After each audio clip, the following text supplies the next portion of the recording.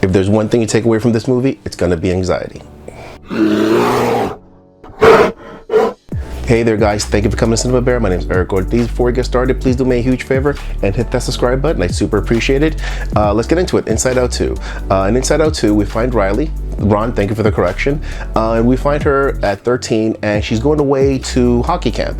And she's got her friends and new friends that she's meeting. And the movie's basically her dealing with the anxiety of becoming a young adult. In terms of directing, Kelsey Mann does a really good job here. The movie is not as smooth as Inside Out Part 1, partly because one of the issues with the sequel is that you spend the first couple of minutes of the film pretty much bringing everybody up to speed if they haven't seen the first movie, or the fact that it's been, I think, 12, 13 years since Inside Out Part 1. And the movie does a very clever trick in terms of its visual presentation where the movie is in widescreen.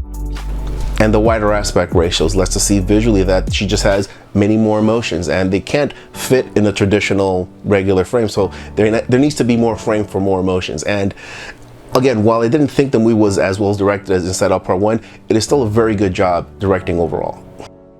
In terms of the acting, I mean, everyone from the original is back here.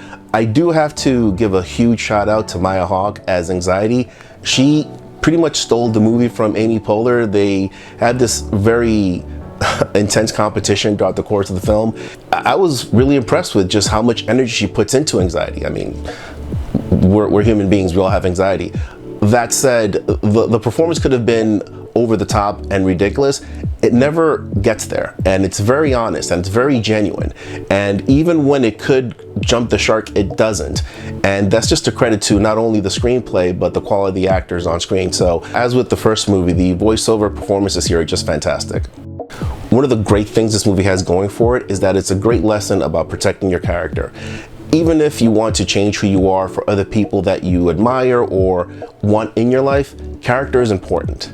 The ending of this movie is, I felt, a lot stronger than the ending in Inside Out Part 1.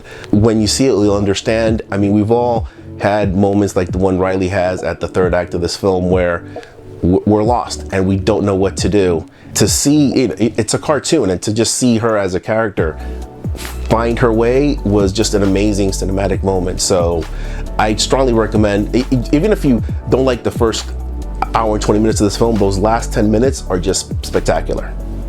Guys, Inside Out 2 is absolutely excellent. It's not as smooth as the first film. It does have its issues here and there, but I will say when it has those cinematic highs, it eclipses the first movie. The emotional moments are stronger in this movie than they were in the first film. So I'd say on that alone, especially the third act when Riley has her big moments, it's just a great cinematic experience. And on a side note, huge shout out to the AMC on 34th and 8th Avenue in New York City. When I was leaving the theater, this is something I see this theater do all the time, where the crew went in there and clean all the mess that people left from the previous show, which is something that, as someone that goes to the movies all the time, really appreciates. So thanks for watching Cinema Bear. My name is Eric Ortiz, and I'll see you for the next one. Take care.